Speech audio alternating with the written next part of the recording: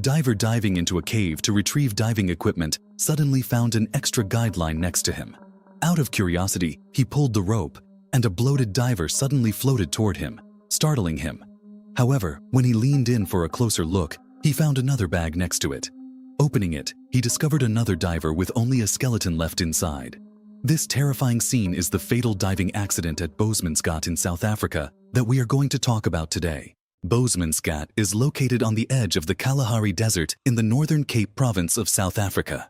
Its appearance is highly deceptive. The surface is merely a small pond about 9 meters in diameter, covered with green algae, looking quite ordinary. But underwater is a giant vertical sinkhole up to 283 meters deep, making it one of the deepest freshwater dive sites in the world.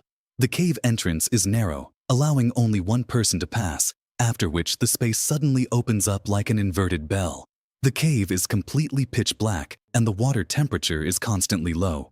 Because of the extremely high altitude, the decompression difficulty at a depth of 270 meters is equivalent to 339 meters below sea level, far exceeding the limits of human cave diving.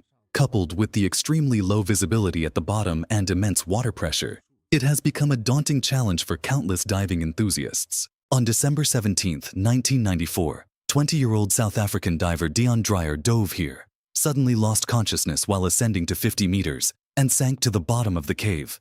Limited by the technology of the time, his body could not be recovered, and his parents erected a plaque at the cave entrance, hoping for their son's soul to return home.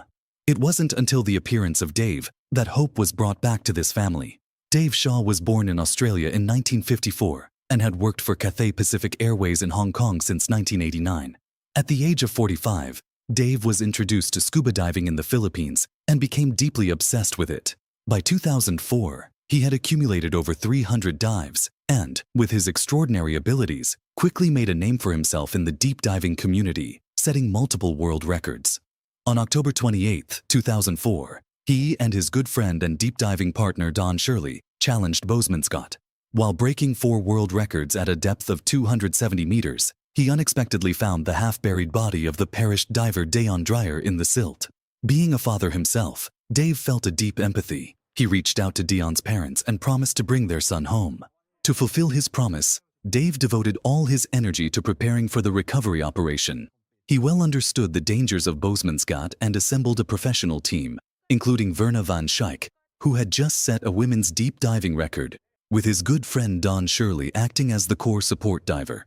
The entire team consisted of 8 support divers, logistical and medical personnel. They developed a meticulous relay recovery plan. The most dangerous bottom recovery would be handled solely by Dave.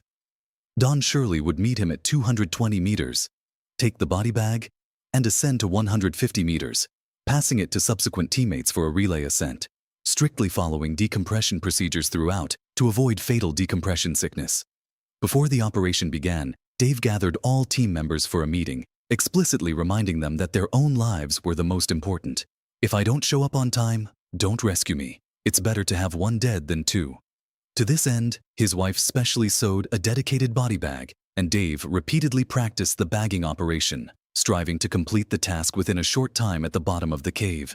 On January 8, 2005, the recovery operation officially began. Dave, carrying specialized diving equipment, slowly descended along the pre-laid guideline. The cave was pitch black, with only a faint beam of light from his helmet searchlight. In just a dozen minutes, he successfully reached the 270-meter cave bottom and accurately found Deon's body buried in the silt, which was in the exact same state as when he last discovered it. The exposed hands and head were still just bare bones. According to the plan, he needed to bag the remains as quickly as possible. Dave quickly cleared the silt off the body, but at this moment, an accident suddenly occurred. No one had anticipated that due to the high-pressure, oxygen-deprived environment underwater for 10 years, the fat in Deon's body had been hydrolyzed by anaerobic bacteria and transformed into water-insoluble adipocere. This corpse wax not only had a lower density than water, but also trapped a large amount of gas, creating a strong buoyancy that caused Deon's remains to suddenly float upward. The unprepared Dave was dragged by this sudden force and lost his balance. Even more fatally, the ropes on the body bag instantly entangled with his own guideline, trapping his body tightly. Because Dave was using a closed-circuit rebreather, the exhaled carbon dioxide exceeded the limit that the rebreather could absorb, causing him to repeatedly inhale high concentrations of carbon dioxide, which triggered hypercapnia. Under the dual influence of nitrogen narcosis and carbon dioxide poisoning, Dave's consciousness rapidly blurred, experiencing symptoms such as dizziness and shortness of breath, and his judgment and mobility drastically declined. He could not clearly distinguish the position of the entangled ropes. Although he held scissors in his hand, he could not cut the ropes precisely. He struggled desperately, but every struggle made the ropes entangle tighter. His oxygen consumption accelerated significantly. His movements became increasingly sluggish, and ultimately, due to hypoxia, Dave soon stopped moving. Meanwhile, Don Shirley entered the water as planned, originally expecting to rendezvous with the ascending Dave shortly after. However, after arriving at the 220-meter mark, he waited, but Dave did not appear.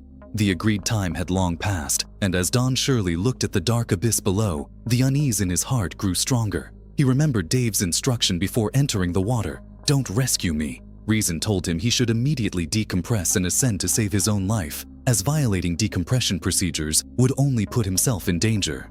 However, years of deep friendship made it impossible for him to watch his friend fall into a desperate situation. In the end, emotion overcame reason, and Don Shirley resolutely dove downwards, trying to find traces of Dave. However, for every meter Don Shirley descended, the water pressure increased sharply, and the danger doubled accordingly. When he descended to 250 meters, the immense water pressure suddenly imploded his closed-circuit rebreather, making the equipment unable to supply oxygen normally. He knew that diving further would not only fail to help Dave, but also trap himself. Left with no choice, he had to abandon the search and begin decompressing and ascending. Due to diving 30 meters deeper and being forced to accelerate his ascent speed, Don Shirley began experiencing severe symptoms of decompression sickness, severe headache, dizziness, continuous vomiting, and his body was reaching its limit. Meanwhile, the third group of teammates waiting at 150 meters had not seen Don Shirley or Dave. They faintly saw lights below but couldn't identify who it was. After waiting for a certain period according to the protocol, restricted by gas reserves and safety principles, they had to give up waiting and start returning. During their ascent, they met other teammates and informed them of the abnormal situation below. The relevant news was quickly relayed back to the surface via a slate. Upon learning this, Surface Commander Verna van Schaik immediately disrupted the original water entry schedule and urgently dispatched the fifth group diver, Steven, to go down and check the situation. Steven bypassed the decompressing divers and met the dying Don Shirley. With a trembling hand, Don Shirley wrote on the slate, "Dave's not coming back." Steven realized the urgency of the situation, disregarded decompression procedures, immediately accelerated his ascent, and informed everyone of this cruel fact. At the same time, Don Shirley ascended to the cylinder storage point at 46 meters and replaced his decompression gas cylinders. However, his decompression sickness symptoms worsened, his body could no longer move normally, and he could only continue to ascend with the support of his teammates. After 11 hours of decompression, his teammates finally escorted the dying Don Shirley back to the surface, and he was rushed to the medical team for treatment. Fortunately, Don Shirley survived, but the severe decompression sickness left him with lifelong consequences. Meanwhile, Dave remained trapped at the bottom of the cave with no news. The team members at the scene were plunged into immense grief. They held a brief memorial service at the cave entrance, tacitly accepting that Dave had perished. After the incident was broadcasted on television, outside doubts also grew stronger. Some people could not understand why Dave would sacrifice his own life for a stranger. But only Dave himself knew that this was his promise to Dion's parents, his inner conviction and kindness.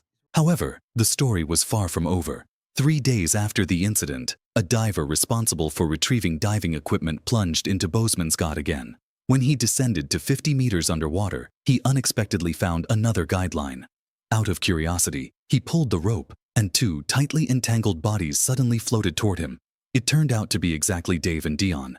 Dave was firmly tied to the body bag, and Dion's remains were securely wrapped inside.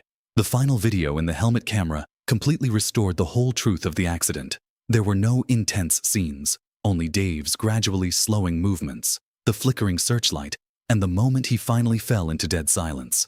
Dave was never a reckless adventurer. As a senior captain for Cathay Pacific Airways, he was long accustomed to rigor and meticulousness.